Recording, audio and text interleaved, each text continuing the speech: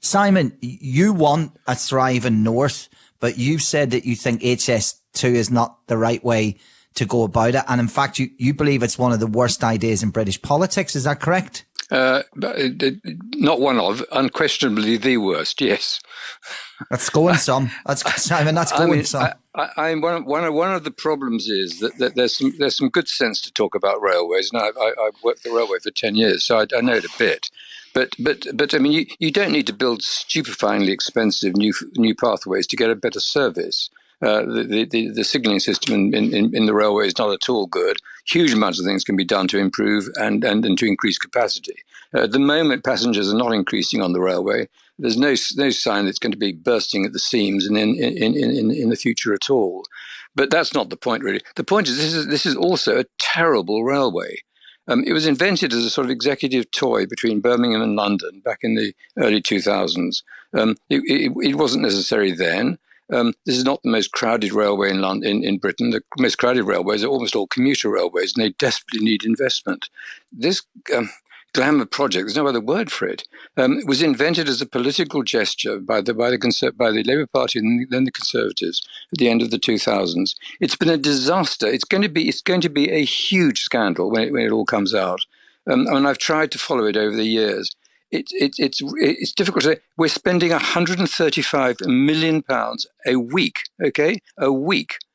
We could transform the NHS, we could transform the education system for the money that's being poured into these holes up and down the country, almost irrespective of whether we need a railway. This is the most crazy project on earth. And at the end of it, it is ridiculous to say that the future of the north of England's economy depends on a railway to London. Absolutely ridiculous. This is the PR spiel we have to put up with. And because they hire endless consultants to invent new reasons why it's got to be built.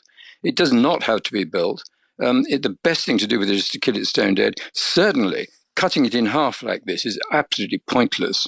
But that's just a sign of how daft it always was. I'm afraid it's just not a good project in any sense of the term. We're talking about a particular project. I'm entirely in favour of anything to support the economy in the north of England. If I was the leader of the north of England, I'd just kick this thing out of touch. I'd say, just please give me £130 million a week. We're talking about a completely crazy answer to the solution which has just been put, which the problem that's just been put, which I totally sympathise with. I mean, I tried to get from Leeds to Bradford to Manchester. It was a nightmare. The railways in the north of England are terrible, and they ain't going to get any better because they're going to build HS2. They just aren't. I just want to give you that Andy Burnham quote. He said if you get rid of the HS2 extension to Manchester, it rips the heart out of the Northern Power Railway. That's the point. He says it would, and I quote, leave the north of England with Victorian infrastructure probably for the rest of the century. Where they are now, with the only guaranteed phase being London to Birmingham, even though you think it's a barmy idea, how far should it go, do you feel? Because you said yourself at the beginning, to scrap it is even worse than the fact that you started it. So what do you think the solution is, Simon, in order to not jeopardise the Northern Powerhouse? The Northern Powerhouse ought to forget the words HS2. It ought to worry about investing in the railways in the northwest, where they are terrible. That's what I'd do if I were the Northern Powerhouse. The trouble is they bought into this when they were lied to. This was a part of a wonderful project which was going to be to revolutionise the railways in that part of England.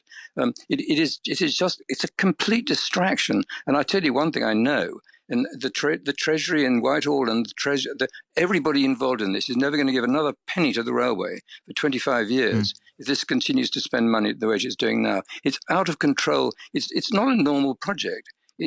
The people running, they've had 6 chairmen in the last 10 years. It's completely crazy. I know I'm sounding rather expletive about it, but I mean I've seen projects in my time. I've never come across anything like this. And when it crumbles, as eventually I think it will still, everybody involved in it should be ashamed of themselves for endlessly going on about how this is about the national patriotism and pride in Britain and the future of the North. It's a bloody railway. It's a railway, a fast railway to get people very quickly from the northwest to London and back.